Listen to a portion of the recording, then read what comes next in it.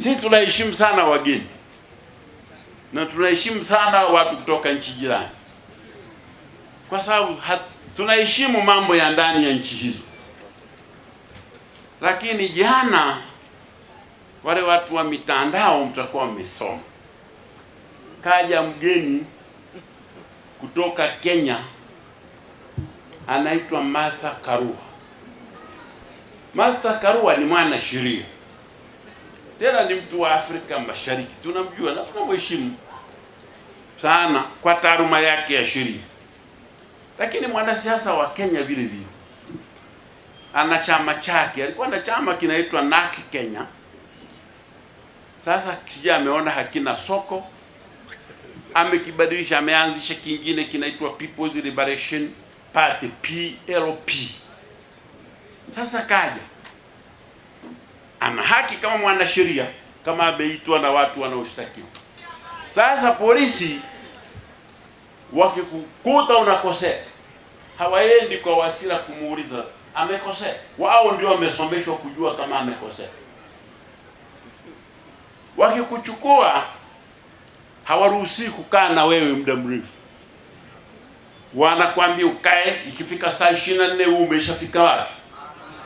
Kwa sababu kwa mujibu wa katiba, mahakama ndio chombo cha kikatiba cha kutoa haki hapa nchini. Sasa polisi walimkuta Tundu. Mimi sitaki kueleza makosa yake, maana mimi sio hakimu. Mambo makosa gani yanafanyaje, naachia mahakama, na mimi nitafanya makosa ya kuingilia mahakama. Tunaheshimu mahakama, ndio chombo kinachotoa nini? Haki. Na sasa tukiingia huwezi kukiamrisha. Na Mheshimiwa Martha Karua, mwana sheria aliyebobea, anajua kitu kinaitwa separation of powers, kwamba ukiwa na mahakama, rais hawezi kuingilia mahakama. Anajua kwamba mahakama peke yake ndiyo inaweza ikaamua mtu amekosea au hajakosea. Na kosa na sheria inasema mtu hawezi kuhesabiwa amekosa mpaka mahakama imuone anakosa. Kwa sisi hatujui kama anakosa au hana. Polisi ndio wanajua. Sasa kama huyu wamepeleka, lazima labda wana suspect kuna kosa, lakini muamuzi wa kwamba anakosa ni mahakama. Na sisi Chama cha Mapinduzi na serikali tulioiunda kwa idhini ya Watanzania hatuingilii mahakama. Tunaiachia mahakama ifanye kazi yake. Hatuiambii mwachie, haituambii mfungeni. Mheshimiwa Martha Karua anajua hayo mambo, lakini kaja anasema ana kofia mbili. Dar es Salaam nilikuwa namsikiliza jana. Moja ni mwanasheria, nikasema hiyo kofia tunaiheshimu, aende Kisutu kwa wanasheria wenzake. Lakini akasema kofia ya pili, yeye ni mwenyekiti wa chama. Kwa hiyo analaumu, anasema CCM inaogopa Chadema, ndio maana inawakamata ili ishinde uchaguzi. Martha Karua, mimi nataka nimwambie asikie, na wanaopeleka habari wampelekee watu wa magazeti kwamba nimesema hapa Tanzania kwa mwaka huu hakuna chama kinaweza kuogopwa na CCM. Chama gani?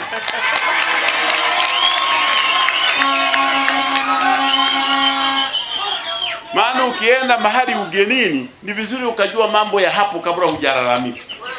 Yeye amefika tu na ndege, mara kapata hoja ya CCM inaogopa Chadema. CCM yenyewe, Chadema yenyewe ya kuogopa iko wapi? Iko wapi? Wao wenyewe wameshagawanyika. Bado si kuna G55 wanatafuta chama cha kwenda. Anailaumu tume, anasema kwa nini inawazuia Chadema. Chadema waliambiwa tarehe 12 waende wasaini masharti ya maadili ambayo walishapelekewa siku nyingi. Wao ndio walikataa kwenda. Wenyewe lazima waanzishe zogo ili magazeti yapate cha kuandika. Wakakataa kwenda. Sasa kama wao wana uwezo wa kushauriana na tume, washauriane na tume. Sisi CCM tunangoja tume, ikiwakubali tuko tayari waje. Tumejipanga vizuri na watashindwa kama walivyoshindwa kwa serikali za mitaa. Anasema Martha Karua, kwa nini hatuzungumzi nao? Nani amekataa kuzungumza? Niwaambie, tarehe 2 ya mwezi huu, mimi makamu mwenyekiti wa Chama cha Mapinduzi pamoja na viongozi wengine wa vyama vilivyoko katika chombo kinaitwa Tanzania Center for Democracy TCD, tulikutana tukaulizana tuseme mambo gani yanatusibu kabla ya uchaguzi. Vyama vilivyokuwepo pale, Chadema, tena Tundu Lissu ndiye alikuwa mwenyekiti. Yaani wewe ufikirie mimi nipo, lakini mwenyekiti ni Tundu Lissu, sijui unaishi. Lakini ni utaratibu. Tundu Lissu mwenyekiti, nikakaa pale mimi mjumbe. Kuna wakati nilimtania Tundu Lissu, akasema wewe unajua sisi imebaki busara za mwenyekiti. Mwenyekiti, mbona kichwa chako hiki sioni kama kina busara za kutosha? Lakini ilikuwa utani, ila leo nimeweka hadharani niseme. Sasa Martha Karua anasema hatuzungumzi. Sasa nataka kumwambia, unataka tuzungumze naye nini? Maana tunazungumza, yule bwana hayupo, anakataa na chama hakiji. Tukakisake wapi hicho chama ili tuongee? Hatujakataa kuzungumza. Sisi ni chama cha amani, sisi ni chama kinachoheshimu demokrasia, na kuzungumza ndio njia. Demokrasia ya kuchochea watu wagome uchaguzi ni kupinga haki za wengi, kwa sababu wengi wataka kupiga kura, sema hakuna wasipige. Sasa wewe una haki gani ya kuzuia mamilioni ya watu kwenda kupiga? Alafu unasema hiyo nayo ni demokrasia. Sasa nataka kumpa ujumbe wa mwisho Mheshimiwa Martha Karua. Mimi najua sana Kenya, na juzi yeye alikuwa mgombea mwenza wa Raila, ila Kenya nayo ni hatari. Mara nyingi hawaeleweki hapa. Martha Karua kwa historia yake ni mgogoro.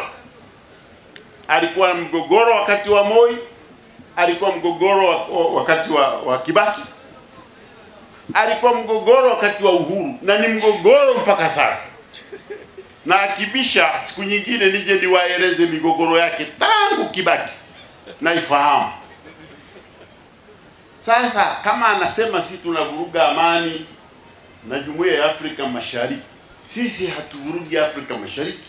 Sisi tunaendesha mambo yetu kwa amani, na salamu tunazompa ni kwamba asijaribu kujipima na CCM.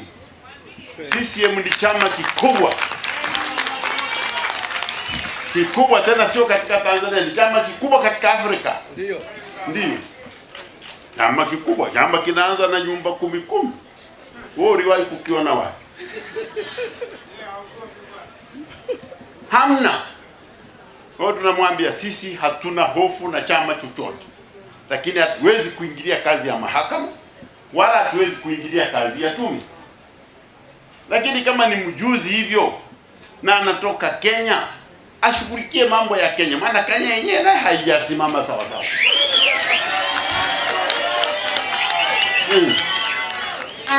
Na kama anaona Kenya sio kwa mambo yake ni madogo, anataka makubwa, basi aende DRC akasaidie mgogoro na Rwanda.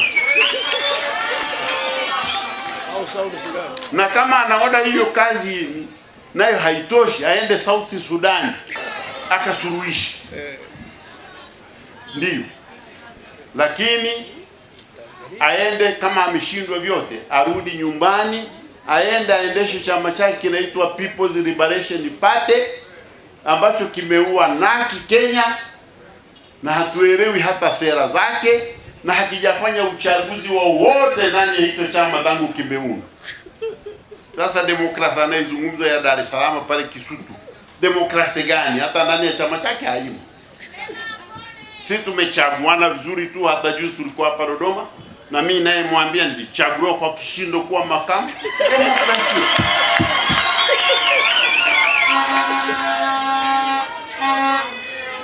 hiyo dozi inamtosha mama.